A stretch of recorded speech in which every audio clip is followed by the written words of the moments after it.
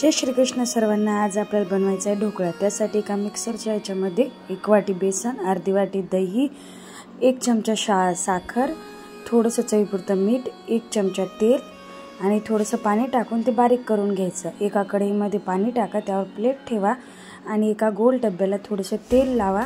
ते बारीक केलेल्या बॅटरमध्ये 1 इनो टाकून त्यावर थोडंसं पाणी टाकून मिक्स करून ते बॅटर त्या डब्याला ठेवून द्या आणि 10 मिनिटे हा ढोकळा होऊ द्या। तोपर्यंत एक तडका तयार करा। एका कढईमध्ये तेल, मोहरी, मिरच्या, कढीपत्ता आणि पाणी टाकून त्यावर 1 लिंबाचा रस, अर्धा लिंबाचा रस, 1 चमचा साखर, थोडंसं चवीपुरतं मीठ आणि त्याला छान तडका तयार झाला। 10 मिनिटांनंतर तुमचा ढोकळा तयार होतो। त्याचे छान असे चौकोनी तुकडे करून त्यावर आपण जो तडका केलेला आहे तो टाकून द्या।